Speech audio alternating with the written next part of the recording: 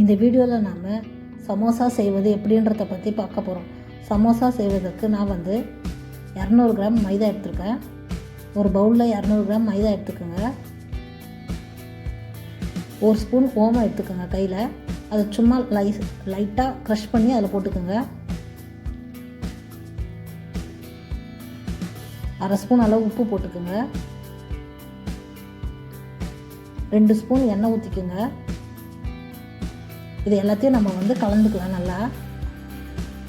நல்லா கலந்து விட்ருங்க.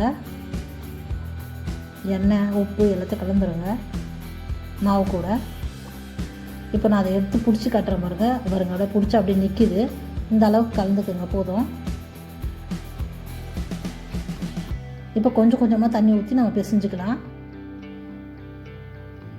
சப்பாத்தி மாவுக்கு பிசைகிற மாதிரி பிசைஞ்சுக்குங்க. அதோட கொஞ்சம் சாஃப்டாக இருந்தால் போதும். கொஞ்சம் கொஞ்சமாக தண்ணி ஊற்றி பிசைஞ்சுக்குங்க. இதை நான் ஒரு 5 நிமிஷம் போல் நல்லா பிசைங்க. நல்லா பிசைஞ்சிட்டேன் பாருங்க. 5 நிமிஷம் பிசைஞ்சிட்டேன். இப்போ ஒரு ஈரத்துணியை போட்டு அப்படியே மூடி வச்சுருங்க காயாமல் இருக்கிறதுக்கு. இது மாவு அப்படியே ஊறட்டும். அதுக்குள்ளே நம்ம அதுக்குள்ளே வைக்கிற ஸ்டஃப்பை ரெடி பண்ணிக்கலாம். அதுக்கு ஒரு கடாய் எடுத்துக்கோங்க. ஒரு 2 ஸ்பூன் அளவு எண்ணெய் ஊற்றிக்கோங்க. வெங்காயத்தை நல்லா நறுக்கி அதை எண்ணெயில் போட்டுக்கோங்க. வெங்காயத்தை வதக்கிக்கோங்க.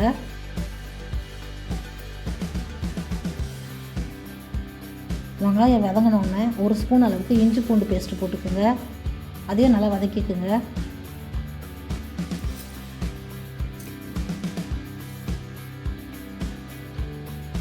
வெங்காயம் இஞ்சி பூண்டு பேஸ்ட்டு நல்லா வதங்கினோடனே 1 ஸ்பூன் அளவுக்கு மிளகாய் தூள் போட்டுக்கோங்க.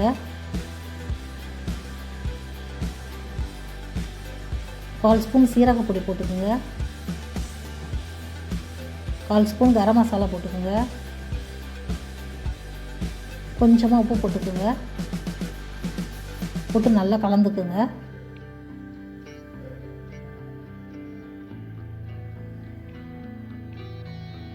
இப்போ ஒரு உருளைக்கிழங்கு, ஒரு 4 உருளைக்கிழங்கு போல் நல்லா வேக வச்சு மசிச்சு எடுத்து வச்சுக்கோங்க.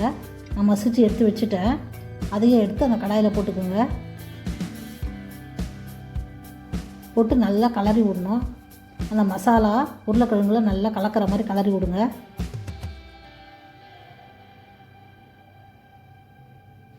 நல்லா கலந்துக்குங்க. பாருங்கள் நல்லா கலந்துருச்சு. இப்போ நம்ம கொஞ்சமாக கொத்தமல்லி தழையை தூவிட்டு ஸ்டவ் ஆஃப் பண்ணிடலாம். இறக்கி வச்சுடுங்க. இது அப்படியே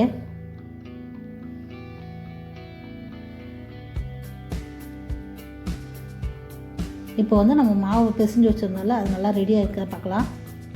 நல்லா ரெடி ஆகிடுச்சு பாருங்கள். சாஃப்டாக இருக்குது மாவு. இப்போ அதில் கொஞ்சம் மாவு எடுத்துக்கோங்க. நல்லா ரவுண்டாக உருட்டிக்கிங்க.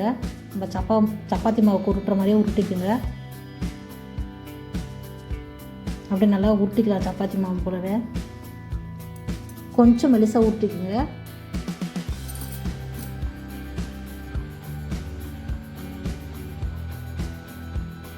இது மாதிரி நல்லா மெலிசாக உருட்டிக்குங்க. இதை நம்ம பாதியாக கட் பண்ணிக்கலாம்.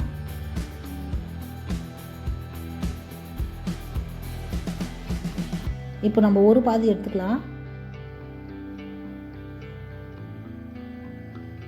ஒரு பாதி எடுத்து ரெடி பண்ணிக்கலாம்.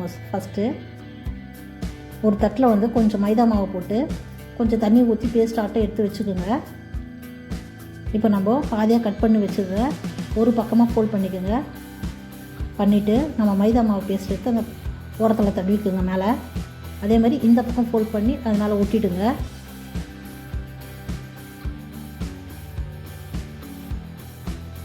இப்போ நம்ம அதை எடுத்தோம்னா கோன் மாதிரி நம்மளுக்கு வரும் பாருங்கள். வேறு கோன் மாதிரி கிடச்சிருச்சு.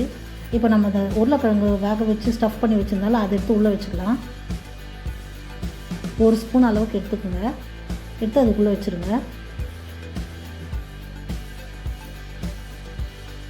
அப்படியே மூடிடுங்க. மூடிட்டு இப்போ அதை சுற்றி மைதா மாவு பேஸ்ட்டு ஊற்றிடுங்க கார்னரில்.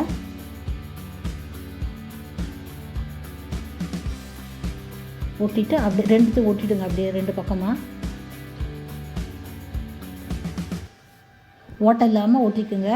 ஓட்டை இருந்ததுன்னு வச்சுக்கோங்க, எண்ணெயில் போடும்போது வெளியே வந்துடும். இது மாதிரி நல்லா பேஸ்ட்டை நல்லா வச்சு ஒட்டி எடுத்துக்கோங்க.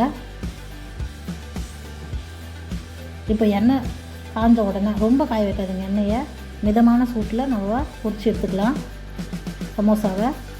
அப்போ தான் வந்து நல்லா உள்ளே இருக்கிறதுல நல்லா வேகும் மாவுலாம். ஒரு பக்கம் நல்லா செவந்து வந்தவுடனே திருப்பி விடுங்க.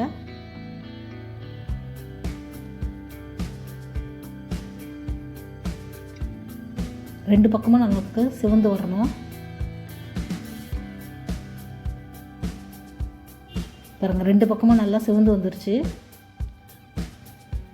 இது மாதிரி 2 பக்கமும் நல்லா சிவந்து வந்தோடனே நம்ம தட்டில் எடுத்து வச்சுக்கலாம்.